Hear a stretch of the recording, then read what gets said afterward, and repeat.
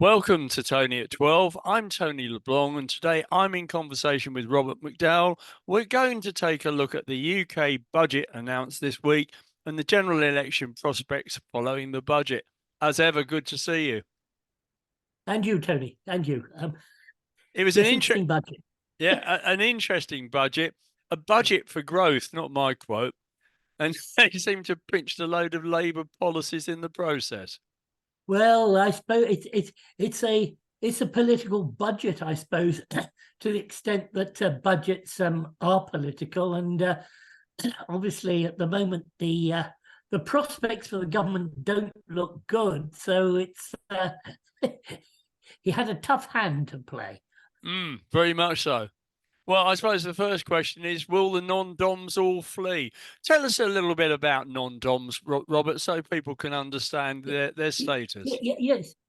Basically, these are non-Brits living in the UK who only pay tax on UK-generated income, not on their worldwide income. And I suppose the most famous current example is the wife of Rishi Sunak. Who, but she very honourably, if I could put it like that, did pay tax on it, the earnings worldwide as well. But hitherto, they've only need to pay tax on their UK earnings. And will they flee or not? I don't think so. Where are they going to flee to? An Asian country? Well, possibly from a tax point of view, but I don't think that they'd have the sort of personal freedom and lifestyle which they have in London. Monaco? I suppose they could go to Monaco, but Monaco's not as big as Alderney. That's right. And it's full of flats. So it's full of flats, yes. You know, what do you pay, 20 million for a 2-bedroom flat or something? So I think unless they are actually obsessed with their wealth, they like the culture and lifestyle. So I don't think it will do anything.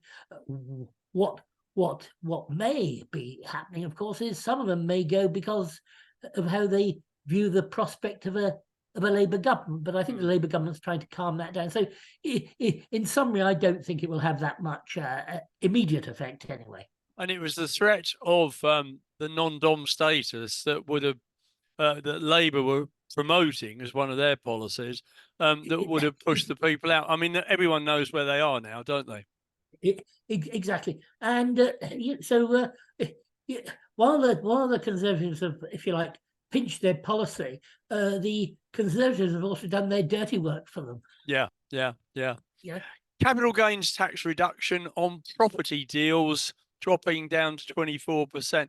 Didn't really see much in that, really, Robert.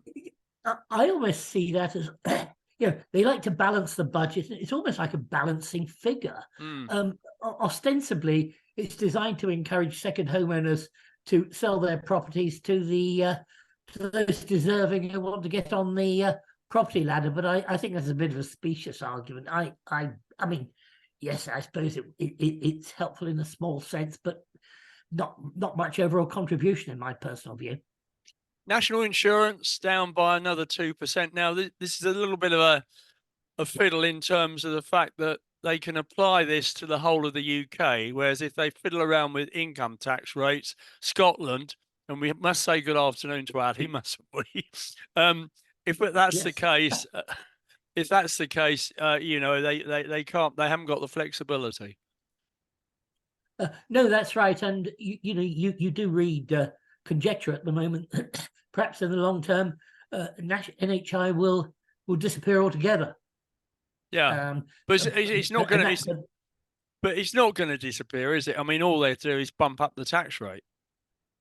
Well, exactly. Yeah, that's what I was going to come on to say. So if let's hypothetically say it went down to zero, they'd load the income tax. Absolutely. Yeah. But there we are. But it's easy to apply. That's the other thing about it. Close to our hearts, the alcohol duty freeze. Well, I suppose in our times of trouble, we all take to drink, and they don't want to deprive us of that one last luxury. Yes. Yes, I mean, normally you've got the vices tax, but we also have to remember actually that Scotch whiskey and, dare I now say, craft gin and craft beers and so on do generally contribute to the economy at the small end of the business. So, there may be some financial rationale behind it. I don't think it's generally encouraging us to drink more, though. I suppose, say, the one luxury, if you can't go out to enjoy dinner, you can sit at home and drink a bottle of whiskey or something. All in one go. All in one go, exactly. The vape tax. Is that going to put people off? I don't think so. I don't think so. This is paying a ritual to the anti-smoking lobby, the health lobby, and so on. But it's one of these vice taxes. We get them every year. I don't think it's going to make a pennyworth of difference. More importantly, it's going to just add to the cost of some administration, Tony. Yeah, as ever. And of course, it's definitely a nanny state type of tax, isn't it? Oh, definitely, yes. You can imagine the head of whatever the health quango. They always put stuff in for the budget which they think is helpful. It's designed to make us more healthy and so on. I personally take a cynical view of it, but you'll always get something like this, unfortunately. Air passenger duty for business class. Yes, they obviously don't want to deprive people who to travel, but as long as you in the back of the bus, it doesn't matter. They feel that business class, and I assume first class, I've not read the detail, they feel is fair game. But and I don't know. There'll be a few millions made out of it, but again, one of these gesture taxes in my view. Yeah. The VAT threshold increased to 90,000. That's going to be quite useful, I suppose, for some of the smaller businesses.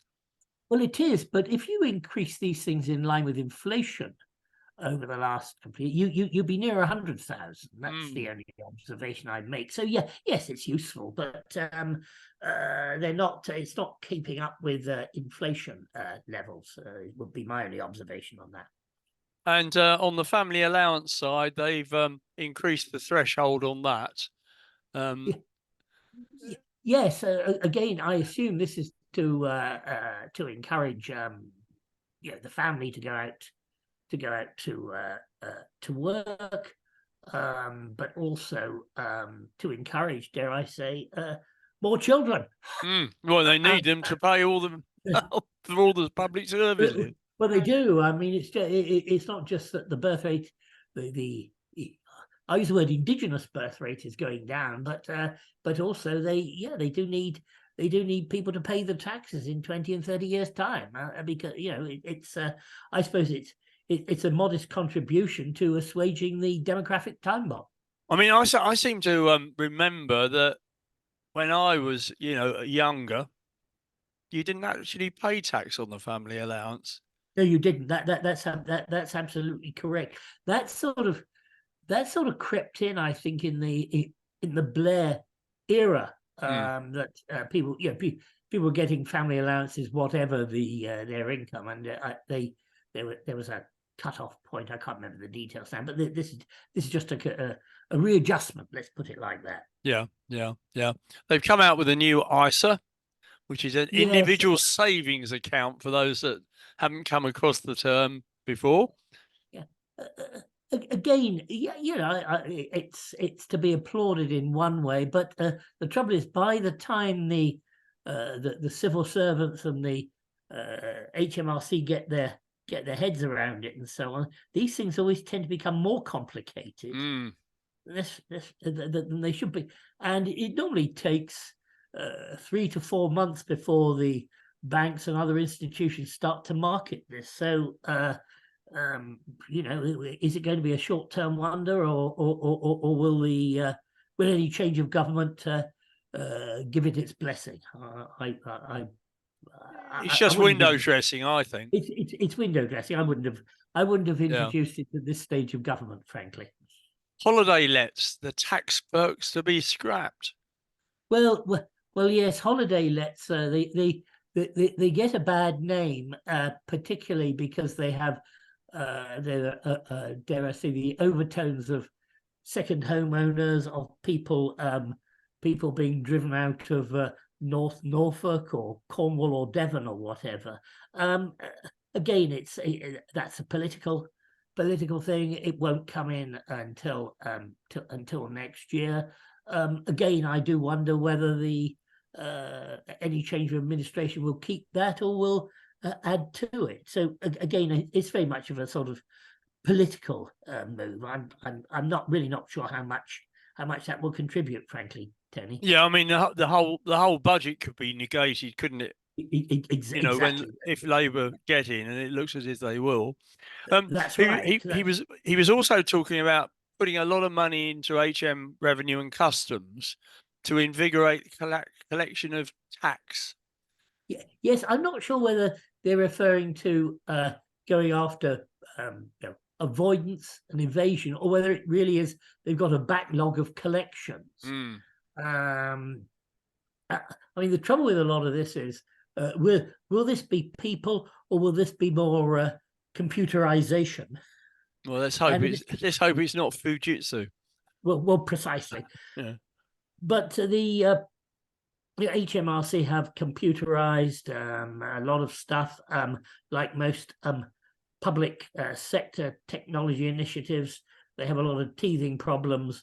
I think this will take a year or two to really feed through. If it's anything more than adding people or resources to literally follow up tax collection by phone or in person.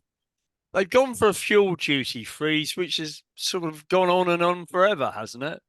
Well, it has, and that's because fuel prices have not reduced as much as I think they thought they would some years ago. They quote, "We can't punish the motorist any more than we are at the moment." Is my view of that. But I do think, if let's say the price of oil reduced by 50%, I think they would certainly hike fuel duty. But that isn't the case at the moment. And candidly, with the problems in the Middle East and in Russia and so on, I don't think it's going to happen for a while. Because I mean, they take a ridiculous amount, don't they, in terms of tax, in terms of duty and VAT. 75%, is it something like that? Yes, it's 70, 73, 75, something like that. It's a very high, very high level, and yet, when you go to the States, fuel is dirt cheap, if you'll pardon the expression. Yeah. So they can't inflict any more on the motorist, and they don't want to alienate the motorist any more than they have, in my view. In fact, they've probably gone too far in any case, particularly with the London mayor. Yes, exactly. Yes, he's not loved by any motorist. Having said that, fuel duty freeze for the consumer, but the poor old organisation pulling out of the North Sea still gets clobbered. Well, yes, and we all worship at the altar of sustainability and clean energy, but we are now moving from what I call aspiration to reality. Yeah. And the point is that delivery of clean energy will take longer, it will cost more, and we do need oil reserves. You can't just shut it off like that. It may not look good, but I think I think it's a very bad move, and I can well understand the leader of the Scottish Conservatives saying he'll vote against it. Rightly so. Yeah. And the fact of the matter is, it's not all about petrol for motor cars and things like this. The byproducts provide most of the plastics, don't they? Plastics, synthetic materials, and so on. Absolutely. So it's a very. How do you get around that one, Robert? Well, I suppose the only way you do that is to tax it at the stage it goes to deployment. Yeah. So you might tax stuff that's delivered to the pumps, but you might not Yeah. tax stuff that goes for industrial production. It would have, but that will probably that would inflict the administration, I would imagine, on not the major oil companies, but those who are second or third in the supply chain of processing and distribution. But I think it shouldn't have been done. It's one of these kind of headline things. Virtue seeking, is that the word? Something like that. Yeah, very much so. One thing that I was quite pleased to see was that they are going to provide support for mini nuclear power stations. I think that is really good, and at the risk of offending people, I think nuclear power through these mini stations is going to be a very important part of the transition to clean energy. Yeah. And clearly, mini ones are they're less costly to build. They can be regionalized, they can be concentrated, and so on. So yeah, I think that is a good move. But again, it's going to take a couple of years before we see the effects of that, Tony. But time is of the essence, in my view, on nuclear. They've been far too behind the curve, too long. Exactly. No, it's a good move, but it's going to take some time, and let's hope a change of government doesn't frustrate that. Right. The National Health Service getting more funds. The bottomless pit. Yeah. Yes. It's like going to a well and chucking your pound notes down. Actually, I mean, the money that goes into the National Health Service too much ends up in administration. Yep. And also, I am skeptical about some aspects of the deployment of technology. The NHS goes in for these large-scale technology projects. They either take years to deliver, or they get cut off in their prime. And so let's hope it goes to the front line for treatment, and not for administration and technical support. And that's really what it's all about, because you could cut out a whole band of administration, I think. Exactly. And save a lot of money, which can go to the clinicians rather than to the precisely other people in the chain, as it were. So you're going to track where that goes. Yeah. Any views on the Muslim War Memorial? That was his first point he made. Yeah, that's sort of gesture politics. I mean, without getting into the current situation in the Middle East, the UK government is trying to do a high wire balancing act, and I suppose that this is a contribution to that. What is it? £2 or £3 million, I think was the I think figure. it was $1 million. I think it was about $1 million, but I mean that's an awful lot of money, isn't it? For something like that. It is. Yeah. So looking at the whole thing overall, the effect of the Channel Islands, it's pretty neutral, isn't it? Pretty neutral. Obviously, a lot of us, do go to the UK, so there will be a sort of ripple effect on that. But yes, it's pretty neutral. I can't see, for example, the Channel Islands attracting the non-doms from the UK. I don't think they would appreciate the flesh pots of St Helier and St Peterport, frankly. But we may get one or two, but otherwise, pretty neutral. Totally. Yeah. Now let's get on to the general election. First of all, when's it going to happen? Because you're a man that knows a few things. Well, absolutely. I would go for the third week in November. The presidential election is, I think, the first Tuesday. I think it's the 5th of November from recollection, and the result of that is going to be profoundly important.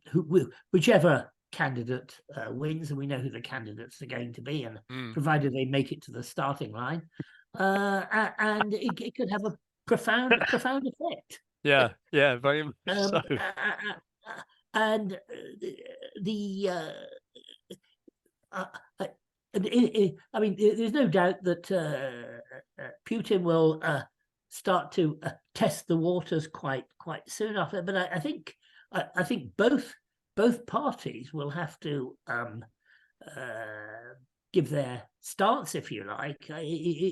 in terms of the presidential election result. And as I say, provided both of them get to the post. But so third Thursday in November, which I have my diary here somewhere, believe it or not. Good heavens! So you're actually going to give us the date? I'll give you the date, and it will be Thursday, the 21st of November. How's that? Right. Okay. And like Paddy Ashdown, I'll eat my hat on Tony.at.12 if it doesn't happen then, and hold. But he never did. He never did eat his hat. I will have a chocolate hat, by the way, but hold me to it, Tony. I will. Let's have a look at the parties now. Conservatives, well, their polling is dreadful, isn't it, at the present time? Well, it is. I mean, there will be a bit of a narrowing of the gap, or the chasm, should I say? But yeah, it doesn't look good, and I think it's very difficult for parties to go into a general election where they are running streaks and streaks behind. I think this looks worse than 1997 from the Conservative perspective. There's been a lot of candidates standing down. I think enthusiasm will have to be manufactured, Tony. But yeah, I think I've said to you once before that the best they can hope for is a hung parliament, and that would be like a win. Yeah, I think you're probably right there. Yeah. How much of the downfall is down to immigration, and do you think the Rwanda thing will go through? Well, I think far too much time and effort has been spent on the Rwanda thing. It's got so contorted, and it's also had a ripple effect on all sorts of other things, like the relationship with the judiciary, the immigration services, and the church. The church. Yeah, don't mention the church, but you're right. Yeah, the church, and also, to be fair, other countries in Africa where the UK could be doing trade business, but which have how shall I put it, tense relations with Rwanda. So it's been pretty unhelpful all around. Whether we are really over the hump of it of refugee type of immigration, I'm not sure. I mean, if things get worse in the Middle East, we may be having expat refugees if things got bad in the Gulf, for example. But it's the whole policy on Rwanda's been a total disaster. And of course the immigration situation in terms of the way the French they take the money and don't appear to perform, do they? Well, quite. And and Canada, I don't think it would have been any different if the UK was still within the European Union. It's Gallic obstinacy is the way I put it. Yeah, back to General de Gaulle, Robert. No. Well, quite. No, yeah. Yes, exactly. We should never have given him shelter during the war. No, we were over generous, no doubt about that. But anyway, there we are. Just staying with the Conservatives just for a couple of seconds. Obviously, they've got a minority in the Lords, and that causes part of the problem. It does. Now, does this date back to the time when the hereditary peers were asked to leave? Yeah, yes, that certainly didn't contribute because, I suppose 75-80% certainly of the hereditary peers were of a Conservative disposition. Let's put it like that. Yeah. So it does date back to then, and it's not got. And nothing was done to rebalance it at that time. Nothing was done to rebalance it. So I think even on the basis that there is a sort of dissolution honours list or something like that, I don't think it's going to. The House of Lords will be at best, what's it called, consensus. Yeah. We know about that, don't we? We do indeed. We have it. We have it here. We have it on our doorstep. On our doorstep. So yeah, just it's consensus with ermine robes. up until a few weeks ago, of course, the thing was that reform were going to be the problem as far as the Conservatives were concerned. But of course, we now find with Labour, we've got the Galloway factor coming into it. Yes. I mean, there are perhaps, I don't know, somewhere between 20 and 40 constituencies which are probably held by Labour now, where there is a strong Muslim population.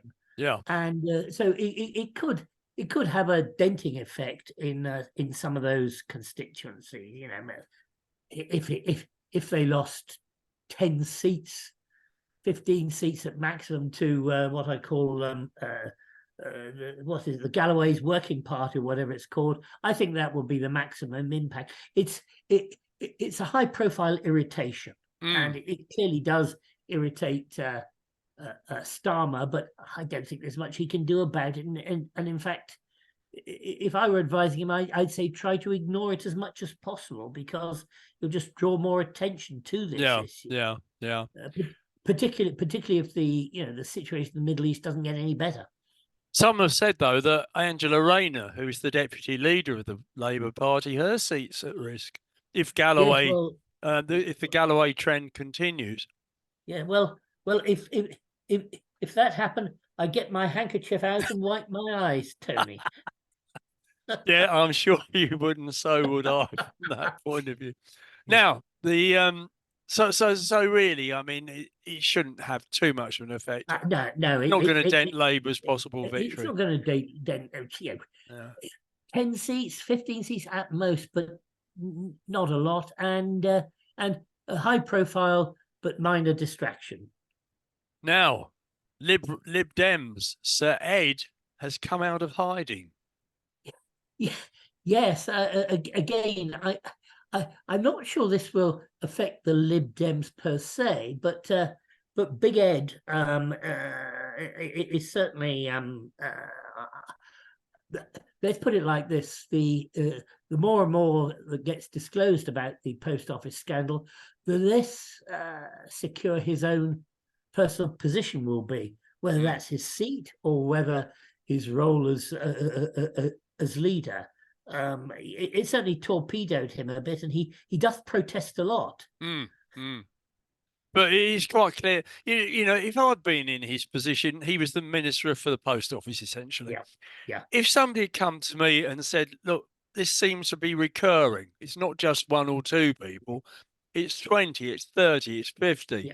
Yeah. I really think I'd have sort of said at that point, well, we'd better look into this. We'd better try and see what's going wrong. Exactly. You get one of your special advisors, or you may ask a question in the House, or call them before committee, and whether he had then succeeded or not, he'd at least demonstrated that he did take it to task, even though he might have failed. But no, he does protest a lot about about the situation at the time. But he's as implicated as all the other post office ministers of being deaf on their feet. What do you think their chances of getting a few seats are? Yeah, I mean, I think they will get a few more seats. If you want, somewhere between 10 and 20 more seats. Yeah, but it's nowhere near the 60 that they had when Charles Kennedy was the leader. No, exactly. I mean, you know, I think they could pick up a few in the home counties, particularly. Yeah. So that's what I think it would happen. But yeah, I say they could pick up a few more seats, and I think that's to be expected. So you could end up with 35 seats, something like that. But a few more, yeah. And of course, we mustn't forget Scotland, and we mustn't forget our friend Ali, because he does like sending us rude emails after we've. Yes. Well, I suppose being of Scottish descent, I can insult Scotland. Well, that's right. Yes, absolutely. I mean, you know, it's.